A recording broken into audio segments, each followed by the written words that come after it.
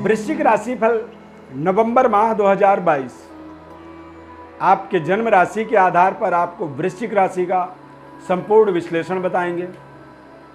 वृश्चिक राशि वालों के लिए ये महीना बेहद खास रहने वाला है, क्योंकि आपकी राशि के स्वामी जो हैं मंगल ग्रह पूरे माह वक्री रहेंगे और इस माह में आपके लिए खास बृहस्पति का मार्गी होना, यानी कि बृहस्पति मार्गी होंगे, मंगल वक्री रहेंगे। सूर्य ग्रह का आपके जीवन में विशेष प्रभाव होता है। आपके कार्यस्थल पर सूर्य का नीच प्रभाव 16 नवंबर के बाद वो वृश्चिक राशि पर ही गोचर करेंगे।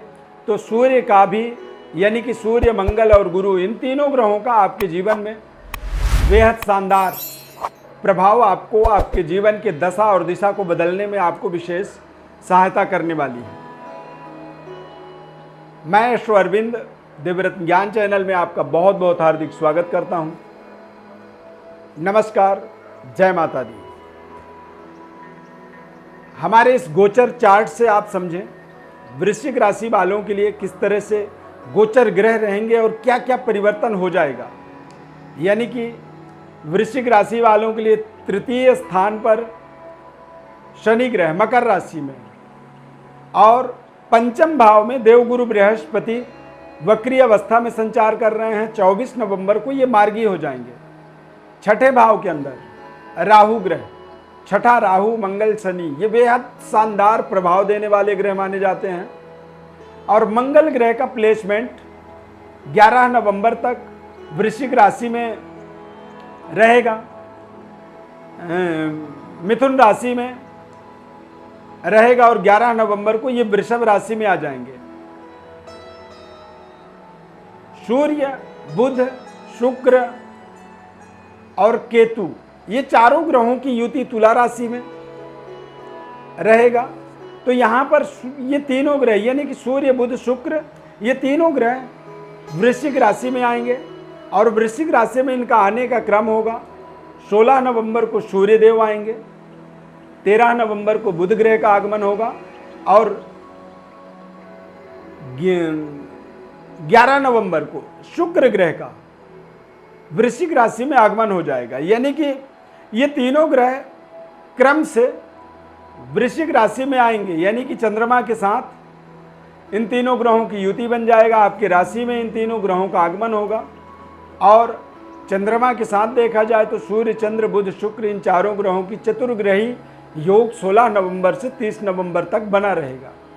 अब यहाँ पर महत्वपूर्ण जो ग्रहों का परिवर्तन होगा, इसमें सबसे खास आपके लिए रहेगा शुक्र और मंगल का स्थान परिवर्तन योग, यानी कि वृश्चिक राशि में शुक्र ग्रह का आगमन होगा और वृषभ राशि में मंगल ग्रह, यानी कि आपके राशि स्वामी सप्तम भाव में और सप्तम भाव के स्वामी शुक्र ग्रह राशि स्थान पर आएंगे।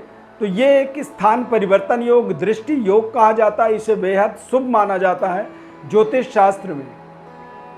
आपके लिए, आपके व्यापारिक डेवलपमेंट, स्वास्थ्य, सेहत में वृश्चिक राशि वालों के लिए देखेंगे कि ये तमाम तरह के आपके सेहत स्वास्थ्य में जो कमियां थी उनका निराकरण प्राप्त करवाएगा।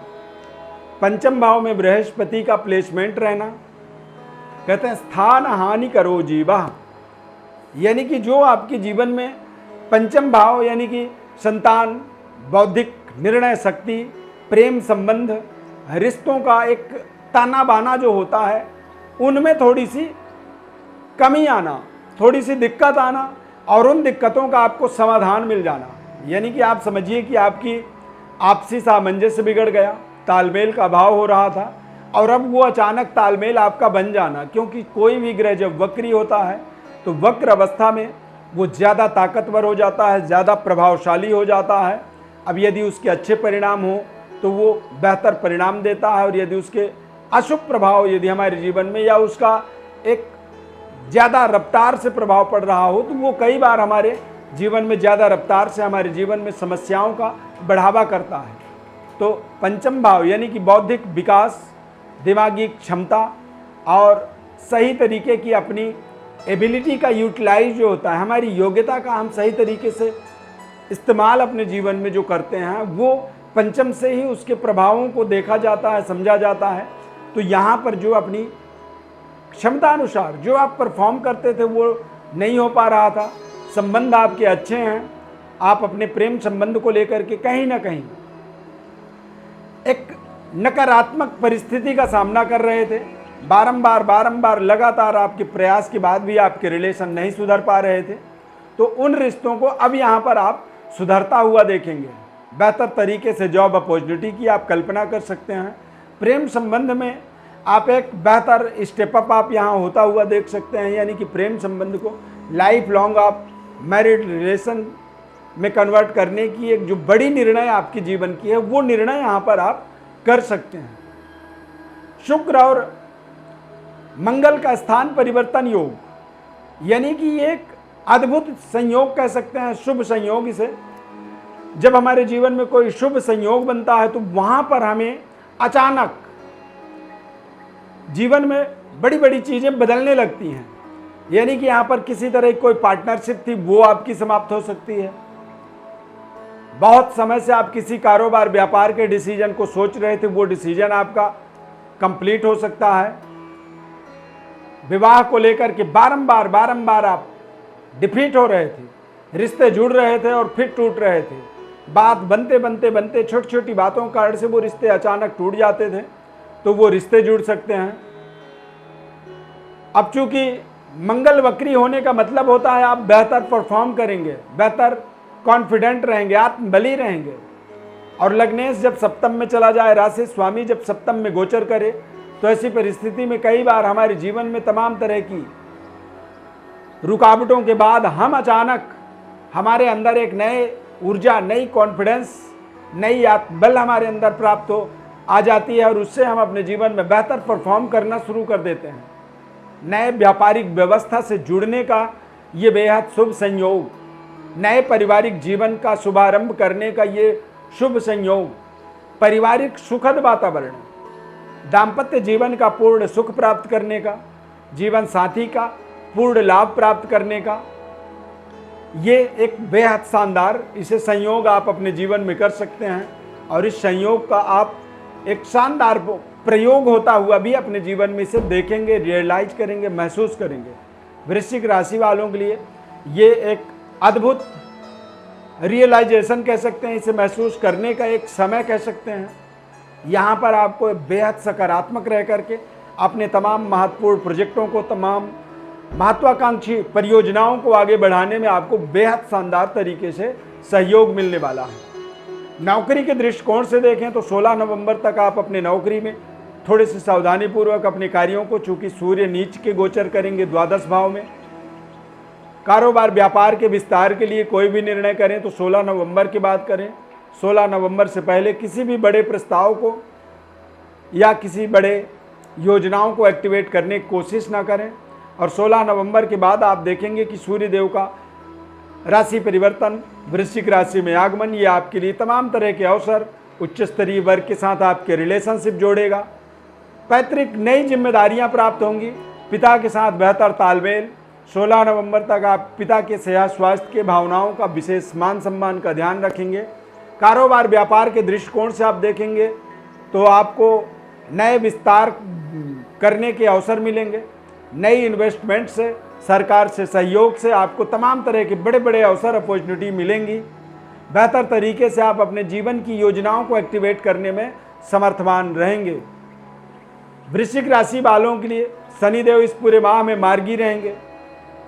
मंगल के वक्री होने का मतलब होता है कि आप कई महीनों का आने वाले कई बड़े बड़े योजनाओं का इस माह में सही तरीके से एक शिलान्यास, शुभारंभ, स्टार्टअप और आत्मनिर्भर बन करके, यहाँ पर कॉन्फिडेंट होकर के अच्छे अच्छे जो निर्णय हैं उनको आपको मजबूत तरीके से करना होगा। आने वाले समय में वृश्चिक राशि वालों के लिए शनिदेव के माध्यम से ढैया का भी एक नया स्टार्टअप होगा। और शनि के ढैया के कारण भी कई बार कह सकते हैं कि कुछ डिसीजन लेने में आपको आपके जीवन में कमी आ सकती है। तो यहाँ पर आपके लिए आप इस पूरे माह में किसी भी तरह के कोई दोष या किसी तरह की कोई अड़चन, रुकावट से आप बिल्कुल परे हैं। इसीलिए आप बेहतर परफॉर्म करने की पूरी योजना बनाएं, कल्पना करें और बड़े से बड़े जीवन के कार्य को इस माह में संपन्न करें। 2022 के ये आखिरी माह का समय चल रहा है और यहाँ पर बेहतर तरीके से अपनी परफॉर्म को आपको करने के लिए संकल्पित होना पड़ेगा। इस महीने में आप अपने भगवान भोलेनाथ की विशेष उपासना करें। रोजाना प्रातःकाल स्नान ध्यान के बाद भोलेनाथ का स्मरण करें, ओम नमः शिवाय का जप करें या फिर महामृत्युंजय का 11 बार, 21 बार, 108 बार रोजाना जप करें। भोलेनाथ ही आपके इष्ट देव होते हैं और हनुमान जी की भी आराधना स्तुति आपको करते रहने चाहिए समय समय से। ज्योतिष परामर्श चाहते हैं तो हमारे व्हाट्सएप पर अपनी बर्थ डिटेल भेजें। अपने जीवन में महत्वपूर्ण उपाय कौन से करें, किस तरह से जीवन को और बेहतर डेवलप कर पाएँ, बेहतर उन्नति दे पाएँ, उसके लिए आपको आपके अपने जन्म कुंडली का ज्योतिष शास्त्र के अनुसार लाभ लेना चाहिए।